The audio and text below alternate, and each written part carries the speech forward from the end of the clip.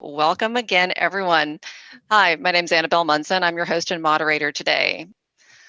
All right, so on that note, let's get started with our agenda. Christine is going to lead us off with a global review, as always, including new restrictions and how vaccines are playing a role in international access. Laura is going to, again, tackle the latest with Canada, including more specific quarantine requirements and some additional mandates. Adam's here to be our tour guide of the US on the US side, and he's going to fully engage his crystal ball, try to give us insight on what's next for US access and entry realities, including some specifics, I think, on tech stops.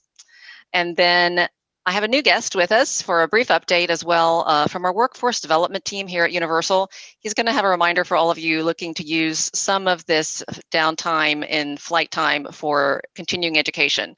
So we'll let Gary update us on that shortly. And as always, we'll end up with your questions. So off we go. Our experts on board today, as you know, a very familiar group: Christine Van Backus, Charter Operations and COVID Guidance Expert, aka Operational Goddess; Laura Everington, Global Regulatory Services; Adam Hartley, also with Global Regulatory Services; and Gary Martin, as I just mentioned, our guest with Workforce Development. So welcome to all, and we'll get started with Christine. Christine, can you once again start off with Central America, Mexico, and the Caribbean for an update? Sure. So as far as Central America, this region has remained pretty stable over the last couple of weeks. Mexico, as with the Central American region, has remained stable, so we haven't seen any changes. You just have to look out for what the color coding is for your destination to see what services are available as it pertains to Mexico. As far as the Caribbean, we have seen some changes. There's some restrictions that are tightening throughout the region. The two notable changes I wanted to mention today is St. Martin, effective February 12th. Aircraft that are operating there, you have your traditional requirements of entry, but the PCR testing time has changed. So effective February 12th, it goes from 120 hours prior to arrival down to 72. So you'll need to keep that in mind when you're making preparations for that. The other island I wanted to mention, island country, is St. Barts. As part of the French territories, following their guidance or their requirements, they have shut down for tourism effective immediately. Persons that are looking to travel to this island, it has to be for essential business or essential purposes in essence, substantiated by documentation, and you have to get pre-approval for that. Great. All right, Christine, can we go to South America next? South America, just like with Central America, has remained pretty stable, so there's no new notable changes to mention here. Okay, good deal. Europe, I know we have some news there. So Europe, we've seen tightening throughout the region. First and foremost, we got France that added additional requirements for entry. Now coming from the US to France, of course, it's one of those 5 purposes. It's on the diplomatic level. It's very hard to get in directly. However, there are additional manners in which to get into to the country. Primarily, that's done through Ireland. So if you make a stop in Ireland overnight, that way you make sure that your passengers get their passport stamped by Irish Customs, and then the next day they proceed from Ireland to France. Then it becomes a domestic EU destination, therefore circumventing that requirement for that direct entry. Also, we have countries like Spain and Portugal that are continuing their ban from the UK and Brazil to mention. Then we also have the UK. Now, the UK last week announced that if you're coming from one of the 30 countries on the red zone list that they have, which is primarily South American countries, it also includes Portugal and South Africa, then those persons, if they're not UK residents or citizens, then they're banned from that entrance. Alternatively, when you're coming into the country, you still need to do your COVID test. You need a quarantine for 10 days. And now the new requirement that was just announced this week is that in that quarantine time of 10 days, you have to take a COVID test on day 2 and day 10. And then Scotland goes a step further beyond the UK guidelines, and they just announced today that any person entering the Scottish territory, like Edinburgh or Aberdeen, will be required to quarantine at a government-mandated hotel that they have to book in advance. Got it. So a lot to keep in mind there. All right. What about Middle East and Africa? Africa, we have seen some tightening, but no new items really to mention here. It's just getting a bit more strict. We've seen a lot more night curfews being placed. The Middle East, on the other hand, has placed additional restrictions.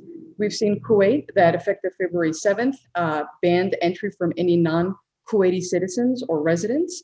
And then we have Saudi Arabia, on the other hand, that placed a temporary ban on flights coming from certain countries in the preceding 14 days. And one of those countries is the US.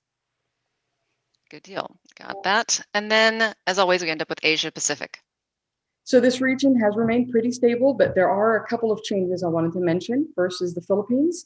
They removed the ban that they had on US citizens. So if your passengers are able to get one of the visas that are available to them, then they can travel to that country.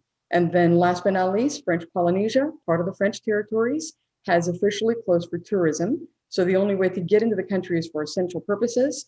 Again, pre-approval is needed with documentation, but they also take it a step further. So any person looking to come in needs to quarantine for 14 days. So if you have passengers that are currently there, if the crew aren't there and they're looking to come out there, they're going to have to try to gain an exemption from the government. Alternatively, it's a 14-day quarantine before they're permitted to leave with the aircraft. Okay.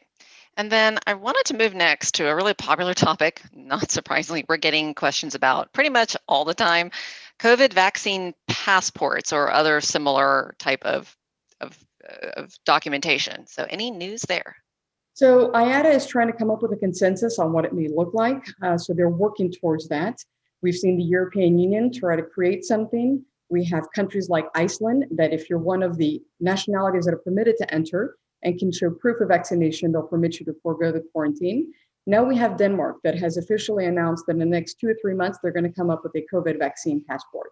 So we're hoping that these are all signs that over the next few months, we're going to come to a consensus on what would be accepted. Okay, good to keep in mind too.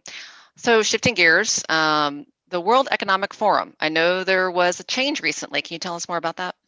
So they announced last week that the Economic Forum, instead of taking place in May, it will take place in August, the 17th through the 20th of August. Now, what people need to keep in mind, of course, is that parking is limited at both Seletar and Changi. On the Changi side, of course, Part 135 operators are not permitted to park, so they're going to have to go to Seletar if that's the case. And because parking is limited, we would recommend that if you think that you may be going, contact your account manager or your team to be added to the wait list that our Universal Aviation Office in Singapore has created. What this does is once you put your name down and the dates that you're looking to travel, when parking does become available and it's announced, they can go ahead and immediately apply for that parking. Got it. Good. Right. Then any other best practices as we wrap up your segment? Just as you hear what I covered, it's in general, when you have travel, of course, everything depends on the passenger's nationality, the purpose, where they're traveling to, the crew nationality. So it's important that if you're looking to travel to any location, contact your team and get that feasibility guide, because it's going to give you the latest and greatest information, not just on what's going on the ground, as far as the handling info, what to expect to clear customs, or the country information, but you're going to see information on the COVID updates, which change quite regularly. And then you're going to see information on passports and visa requirements, depending on the nationality of your crew and passengers. All right. Thank you, Christine. Appreciate it. All right. So from here, I'm going to go ahead and move on to Adam and Laura to give us our Canada and US updates. So welcome, Adam and Laura. So you're on screen. Okay. So as promised, here you go. So take it awesome. away. Thank you so much, Annabelle. We certainly appreciate the opportunity to get together again. Probably going to play back a little bit of what you heard here a few weeks ago, but with a couple more key notes based on feedback that we've received and questions that we're getting from industry. So with that, as Laura and I do the Canada-America two-step, she's going to take the lead with Canada first. Laura, take it away. Hi, everybody. Sorry about that. As we continue to talk about how restrictive Canada is becoming, and in the past week, there have been even more changes. Currently, in addition to proof of a negative PCR test within 22 hours of your departure for Canada, private and charter flights from all countries are limited to arrivals into 4 airports in Canada: Vancouver, Calgary, Toronto, and Montreal. So again, in addition to proof of a negative PCR test within 72 hours of your departure for Canada, private and charter flights can only stop at 4 airports: Vancouver, Calgary, Toronto, and Montreal. Medevac flights, ferry flights, cargo-only flights, and tech stops where no passengers disembark will remain exempt from that requirement. For now, even stopping at one of those 4 airports, you may continue on to your final destination in Canada as long as your passengers quarantine per federal and provincial rules upon their arrival at their final destination. As far as the exemptions from the requirement for the negative PCR test, and I think it's important to note with Canada, these have to be PCR tests, laboratory tests. They don't accept any of the rapid tests or any of the like. It has to be a laboratory test. The exemptions are as follows. Children under 5 years old, active crew members, transiting passengers, and individuals with essential business can request an exemption from Transport Canada. And some of the feedback we're getting from CBAA and some of the industry groups working alongside is that some of these exemptions are being granted, but there has to be essential business that goes along with the request.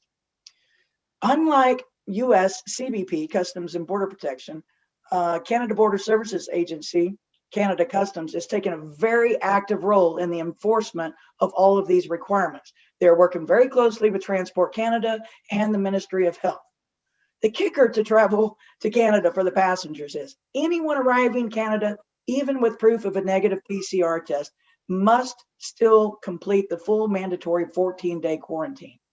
On top of that, all travelers to Canada must fill out on the app ArriveCan or on the website and provide contact information, itinerary, your plans for the 14-day quarantine, as well as contact info. So that contact tracing, the officials have been known, and we've received feedback from CBAA that government officials and CBSA are following up with these quarantine rules. They're checking up on people. They're looking at your plan and making sure you're doing what you need to do to keep the country safe. And that's what I have right now for Canada. Again, it's going to be changing daily. We'll stay on top of it. So tune in next time for a new update. Adam? Awesome. Thank you, Laura. I really appreciate that. Good stuff.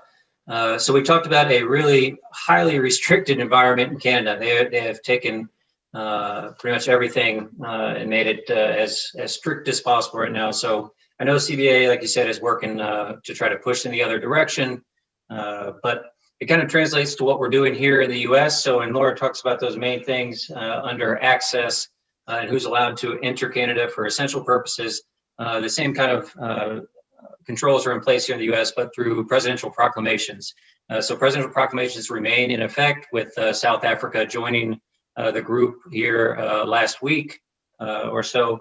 So that's governing our foreign nationals, or people who've been in those suspended regions: China, Iran, UK, Ireland, Shenzhen, Brazil, and now, of course, South Africa. Are also anybody who's been in those regions or any foreign nationals who've been in those regions in the past 14 days remain suspended unless they can present a specific case, medical, humanitarian, or business, where you can obtain a national interest waiver, which Universal can certainly help you with, and have helped a lot of operators support their operations for business, medical, and humanitarian, all of those categories. The other thing that's required right now is CDC testing. So those attestations of a negative test result within 3 days are taken within 3 days before your flight to the US. Masks are required. NBAA just put out something here recently saying they went back to CDC and said, when you said masks on all air transport, did you mean us too? And they said, yes, absolutely. So the best practice, again, the CDC is wanting everybody to lean in on testing, lean in on mask wearing, and try to comply as best you can to help stop the spread. So that's the intent and purpose.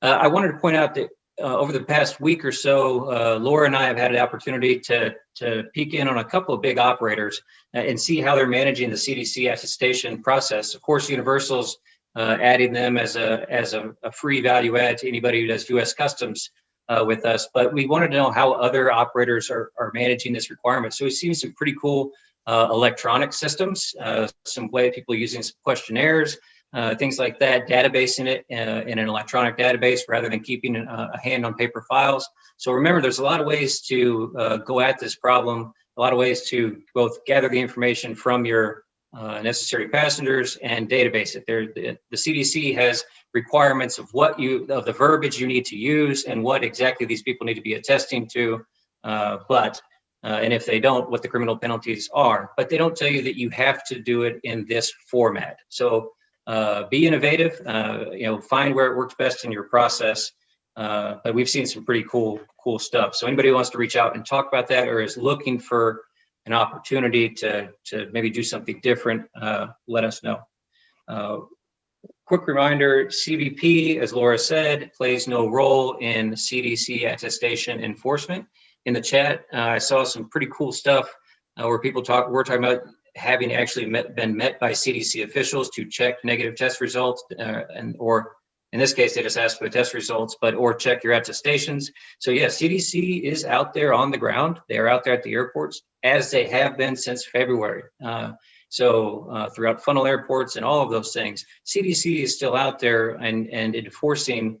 So it doesn't surprise me when we hear that they've been enforcing right there on the front lines, right? But the CBP plays no role part. I just wanted to touch on that really quickly. We saw industry talking about an issue out in El Paso that I saw, as well as OPF in Miami, KOPF in Miami, as having been a port that is continuously asking for positive results before doing landing rights or something like that.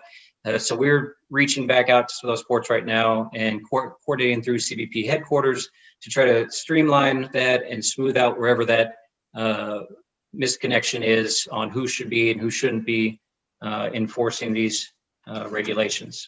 I'll remind you that federal quarantine is not in effect in the United States. And what's pretty interesting to note is the presidential proclamation that came out that threw that out as something to be studied was said it should be studied and reported on back by what would have been February the 3rd or 4th. The administration received information back from Department of Health and Human Services, CBP, DHS, all of these groups. So they've had that information here for about a week, and we haven't seen any new movement as far as contact tracing or a federal mandated quarantine here in the U.S. And if you're looking at the numbers, we see the numbers seem to be coming down a little bit, and maybe that gives us some hope that we won't see any further tightening, but we'll see things moving back in the other direction. And so with that, as we look for a return to flight, I think it's a good opportunity for me to just mention our GRS profile review. Myself, Laura Everington, Juan Muniz, a few others, subject matter experts on our team. We'd love to take a quick 15 minutes with you, identify opportunities to either enhance operational flexibility, maybe miss on something that's a regulatory mandate that somebody in your office who's no longer with the operation was managing. We've done about 30 or 40 of these things, and I tell you, every time we find something that either an operator can take away and use for themselves, or if you're a client of ours, better partner with Universal. So with that, I'll send it back to Annabelle. Thank you, Adam. So Lewis, if you can, while I transition over here, go ahead and put that link in the URL. So if anyone's interested in talking to Adam and the team more about that whole process when it comes to regulatory reviews, they can talk to those guys directly via that information, via that link. Okay, so on that note, and thank you, Laura and Adam again. Okay, so I mentioned that we have a special guest, and I have to say that it is not the cat Vigo, even though he decided to join me. This is my other co-host. I have another guest. It's Gary Martin with our workforce development team. So this time it's a quick update on training. Especially for those of you who are investing in training and professional development right now. Due to increasing inquiries from our clients on this subject, we've extended some of our offerings virtually, which is new and emerging. I mean, now everything's gone virtual, so why not more training? So Gary is here with us from our workforce development team, and I'm going to let him give you a brief update on the course we have coming up because he's gotten a ton of requests, so I told him it'd be a good time to just address it directly. So Gary, can you give an update on the course you have coming up and who it's geared towards? Sure. It's Essentials in Scheduling and Dispatch for Business Aviation. It's our 2-day course that we run at SDC. We're taking it virtual. Yahoo! It's a great thing. I've been wanting to do that for a long time, just so you know. I've gotten a great response on it. I'm going to be doing it, facilitating it on the 9th and 10th of March. And we talk about all things business aviation, from weather, flight planning, to pre-trip considerations, to in-flight support, and to briefing the crew. Definitely a course that everyone should look at. Great. And Gary, tell me if I'm wrong on this, but I understand the class is available for knocking out some of those certified aviation manager credits. Yes, the course is an MBAA PDP certified course. So anyone that takes it will earn CAM points towards their initial CAM certification, or if you have your CAM certification, you can get points towards renewal. Perfect. Okay, so thanks, Gary. Appreciate you stopping in. I know you're preparing for that class right now. And Lewis, if you'll drop the link in there to our landing page online, so if anyone's interested in finding out more, they can get in touch with Gary directly, and he can let them know if this is the right thing for them or someone on their team. We've had a lot of inquiries on behalf of others. Okay, so we're going to go on to your questions. We're going to prioritize, as always, the questions we got in advance. But as a reminder, as we're doing that, we're going to go through those quickly. Please do go ahead and send in your questions via chat. I see we've got a lot of activity, and I really should pause right now, though, and give a shout out to all of our community members who are stepping in and offering content and answers or more information to other members of the community. That's awesome. Thank you. It really makes things totally on real life, and your experience in the field is what we want to hear when it comes to some of these things, as well as some other information you've come across. So appreciate that. So drop those questions in the chat if you haven't already. And an update on time, we're doing pretty well. We've got about 5 minutes till 12:30. So we're probably going to go over just a little bit. We're going to try to keep moving quickly. Don't forget that if you can't stay with us the whole time, a link to the recording will be available tomorrow in the COVID Ops email. All right. So Christine, we're going to start with you. We have a request for more info on Puerto Rico specifically. Can you assist? Absolutely. So for Puerto Rico, if you're coming in internationally, of course, you have to adhere to the CDC guidelines and, of course, the local guidelines for Puerto Rico. Of course, proclamations are in place, so coming from suspended regions will restrict you for that entry. If you're looking to go from the mainland to Puerto Rico, you don't have to adhere to the CDC requirements, but you have to adhere to the Puerto Rico requirements. And that means that you're going to need to get a COVID test 72 hours prior to arrival. Also be aware that on arrival, there are additional health screenings taking place, and you will have to self-monitor your health while you're on the island. All right, thank you, Christine. I'm going to bring Laura into this conversation. Any new info on patients with COVID being allowed into the U.S., whether they're going into a hospital or going back home? Well, yes, the CDC has issued some interim guidance for transporting COVID tested positive patients, as well as individuals that have been exposed to somebody that has tested positive. If Lewis, I know he did it earlier because somebody had a question, but if he can repost that link to that CDC interim guidance, that would be great. There's a lot of hoops to jump through. So bringing back somebody positive into the U.S. is absolutely restricted as far as scheduled airlines. So that leaves one thing, and that's us. Whether it's a medevac flight or private, this guidance will address it. You have to work through local medical officials and federal officials at the point of origin, as well as your destination here in the U.S. There's a lot involved, but that guidance really is helpful, and it covers a lot of points. It would be a whole webinar on its own. So please post that link again, and if you've got any questions at all, take a look at it. Thank you. Got it. Thank you, Laura. All right, Christine, this one's for you. What are North Macedonia entry requirements for U.S. citizens? So going into North Macedonia, this is excluding coming via Ireland or the UK, or if you've been there in the preceding 10 to 14 days. For US citizens coming into North Macedonia, they're operating in a pre-COVID environment. So of course you just come in, there's no COVID testing requirements and no quarantine requirements. Got it. Okay, now another question. What type of visa does a foreign pilot need flying an unregistered aircraft under Part 91? And their comment was, I've used a B1 for 20 years, but in Houston area, US CBP is now requiring C1D crew visas. Is this a mistake potentially? I've had no issues elsewhere.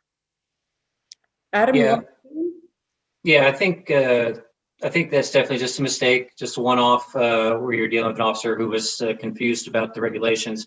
I think when we started discussing this yesterday or the day before, Laura and I thought, with all of the information that these officers are receiving lately around presidential proclamations and exemptions, and testing and different exemptions for that, that C1D has been really, really prominent in all of that paperwork and all of those new regulations, and that C1D could have been on the officer's mind or being misinterpreted. But he's absolutely correct. The operator is that a B1, B2 is relevant, or is the proper visa for a private Part 91 non-revenue.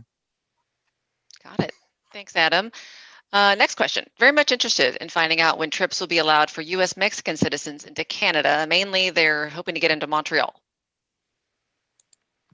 Well, the requirements for all travelers are the same as I addressed earlier into Canada.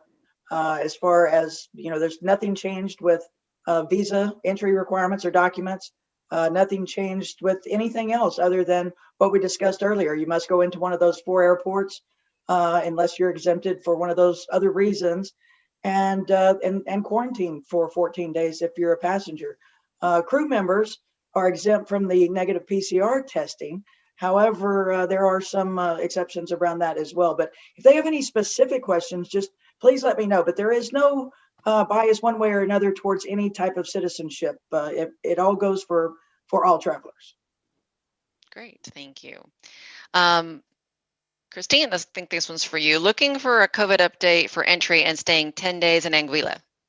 So unfortunately, Anguilla has extended the closure of both their airports and their seaports. That's through March 6th. So at that time, or at this time rather, it's highly regulated. If you're looking to travel in there for a specific purpose outside of tourism and its essential purpose, you have to substantiate that information with the authorities and get an approval from the chief medical officer. Then you would have to get a COVID test and then quarantine in place for 14 days. Great, thank you. Next one. Can you please confirm that since only an antigen test is required for the passenger to enter the U.S. from an international location, a rapid test is acceptable? No, a rapid test is not acceptable. I don't think a rapid test is acceptable really anywhere in the world. Chris, is there anybody that's accepting rapid right now? Well, rapid test, no. Of course, as far as the CDC is concerned, they do kind of leave a little window open saying that if it adheres to the order and they're not clear on that, I would not recommend trying to do that, just because the agent that you're looking at to board a commercial flight would likely not accept it. And in the US, if you get audited afterwards, that could be a problem. On the international scale, it is not accepted. They want PCR tests, antigen tests is not going to be a solution, and they have to be through a laboratory. It also has to indicate things like your full name as given on the passport number, the expiration date is what I recommend, that it has to also indicate what lab it was and the date and time it was obtained. And back to that, keeping the documentation accurate and with the test. Okay, next one. Any word on CDC tracking passengers after arrival into the U.S.? Yeah, like we were discussing in the chat here, people who've actually had their passengers been met on arrival by CDC. So absolutely, CDC is out there and enforcing this. And like Christine just said, there's a 2-year retention period here. So audit after the fact is absolutely another control activity that's hanging out there over the entire regulation. Okay, thank you. All right, I have another one. I would like to know if I'm flying from SKRG to KOPF operator is Part 91. Do the crew need to have a negative COVID PCR test? It sounds like that's a lot of those questions from when you're in school. It's what part of information don't we need? So they're an active crew. So all the other stuff where they're flying from, and an active crew does not need a negative COVID test to enter the United States. All right, so back to that active crew definition. Yeah. All right, so Christine, this one's for you. So outside of the crew exemption, what about other testing requirements worldwide? So worldwide, so first we'll start with crew. A lot of countries are exempting crew from certain requirements. Examples of that, of course, we have the US, the UK is another example. Spain will exempt you from this COVID testing requirements, but there are countries that do require you to do that. So you're gonna have to keep that in mind. If it is required, it needs to be a PCR test. For the passengers, it's almost worldwide as a requirement that a PCR test is needed. The lead time for that, of course, varies. It can be anywhere from 24 hours up until 10 days. So you're going to have to check what that lead time is, but it has to be done through a laboratory. We've seen many countries reject the self-take-home tests just because they can't confirm the validity of how it was taken. So it needs to be from what they call a government-approved lab that has a license in that country, and it contains all the data. The data was collected, the name, the negative result, and then, of course, all the info I mentioned before, like the passport, should be on there too. Thank you, Christine. All right, we had a question about access to the U.S. and the Caribbean for specifically South America-based operators. So we would have to see where they're coming from. We are seeing some countries in the Caribbean that are restricting flights coming from, for example, Brazil. So depending on which country in South America they've been, that would kind of determine if they can get in or not. You would also have to look at if they've been to that suspended country within the preceding XYZ days. Each country is a bit different. So if they meet those requirements, they're not on the suspended list for that country, they get their testing, fill out their online forms, and then the same for the US. If they haven't been in a suspended region, then they can enter. Got it. Great. Thank you, Christine. So thanks, everyone. Lewis, I know you've been working in the background on collecting those questions out of the chat. So now we want to get to those. If you still have a question, go ahead and enter it right now. We'll try to get to as many as we can for as long as you guys want to stay with us. So Lewis, what's the first one on the list? Thanks, Annabelle. Going to the Caribbean, Christine, can you tell us a little bit about when St. Bart's may reopen, if we know anything? Sorry about that. Right now, we're not really sure. I have heard that they're looking at March. They're going to reassess it. There's no real way of knowing. Originally, countries were extending restrictions by a 2-week period. Then they went until further notice. So I would say that we can relook at it probably mid-March and see what it's going to do. Thanks. Christine, another question about testing. Testing overseas is kind of challenging. Is Universal doing anything to help operators identify reliable testers? So, of course, you're going to have to get testing almost for any country that you're going to. And it's very difficult, obviously, to find those resources. So what we're doing is we're actively reaching out to both our Universal Aviation offices and our vendors, what we call our preferred ground handlers. And we're harvesting that information and collecting it. So I think for the top 350 locations worldwide, we've already collected it. So when you do call us and look for that information or look for that feasibility guide, it will contain that information in it. Thank you. And then jumping back to the Caribbean. Calling you on my other phone. Sorry about if you're not on mute, please mute yourself, everybody. Jumping back into the Caribbean, anything new on St. Kitts, Christine? Not right now. St. Kitts is remaining the same. So we're just, of course, you're going to have to get your COVID test. You're going to have to get, I think it's a TCI authorization that you have to submit for. And then when you enter the country, you have to stay at your approved hotel until you're permitted to leave out from that after a test. I think it's on the 10th day, the 7th day. I correct myself. Thanks, Christine. Laura, we had a couple questions about essential employees in Canada. So if they're crossing by car, is the quarantine in effect? And also, I think it was answered in the chat, but are essential workers still required to quarantine for 14 days? As far as the land border crossing, I actually cannot address that. I can't imagine it wouldn't apply, but we've obviously been focusing on the airline stuff and the business aviation stuff. So I apologize, I can't address that. But as far as essential workers, absolutely, they're admissible to Canada. All the same rules apply.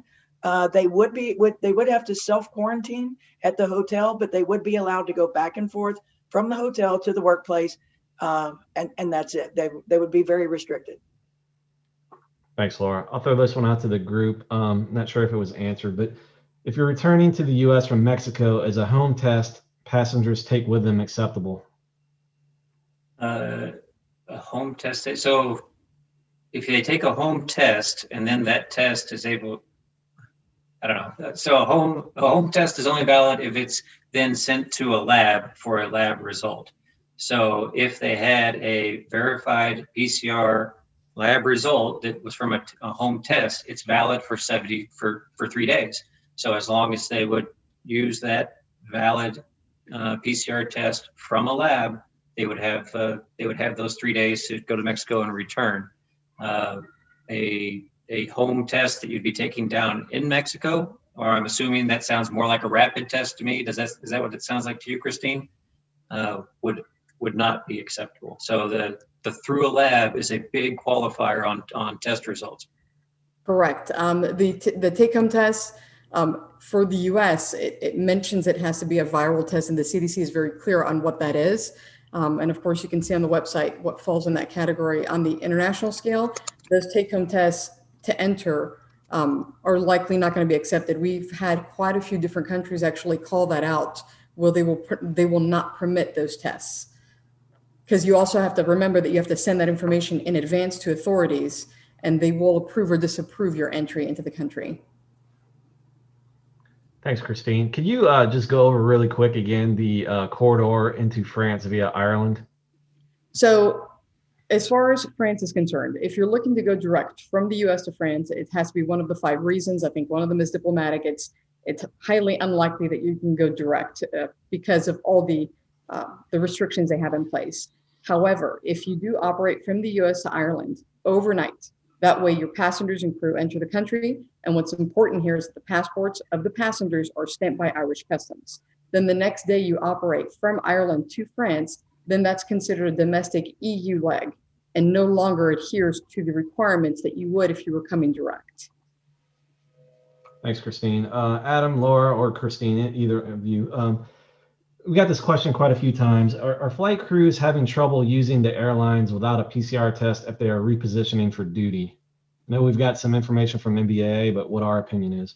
Yeah, so I saw the note from MBAA and the template, and I certainly think that it's worth a try to move your B1, B2 crew members as passengers without a negative test on an airline. I just don't know if there's enough from that in that template that's going to give you any sort of kind of guarantee that you're going to be able to move forward when you reach the gate agent and you don't have the proper testing that they're looking for. I know that we're trying to make our BizAv crews kind of make them fit within those regs, but just like like we talked about before, that lack of that C1D. That separation of their crew type really puts them in a very challenging position as far as what the regulation and the guidance shows. Now, whether or not you'd be able to reach out to a carrier and get them to agree with you that you should be exempt and give you an authorization of some sort that would allow you to board, okay, there's no harm, no foul in trying to do that. I think trying to exercise that as any sort of foundational plan on moving crew and being assured that they're going to be able to meet their next schedule, I'd be much more feel much better about having a negative COVID test than a letter and an explanation of why I don't need one. Thanks, Adam. Laura, jumping into Canada again, believe the answer to this is yes, but if you could expand, once clearing one of the 4 entry airports in Canada, can you fly to another Canadian airport after clearing? For now, yes. And that's absolutely right. You must land at one of those 4 airports, and then you can continue on to your final destination. However, again, stay tuned because the Canadian officials are toying with a 3-day mandatory quarantine at a state-sanctioned hotel at one of those 4 airports before continuing on. So at the moment, it's just talk. So again, tune in next time. I love the term state-sanctioned hotel. That sounds so inviting. Thanks, guys. Christine, got a question about Japan. Are crew permitted to overnight in Tokyo in a crew swap scenario? So crew in general are permitted to overnight in Tokyo. Of course, one exception outside of Tokyo, Romeo, Juliet, Charlie, Charlie. That's going to be a bit more difficult. It's during the winter season. They have other restrictions. Now, Tokyo, it is permitted. You don't have to do a COVID test to get there. However, a lot of hotels that you're going to be looking to stay at will require COVID tests. So just go ahead and get that done.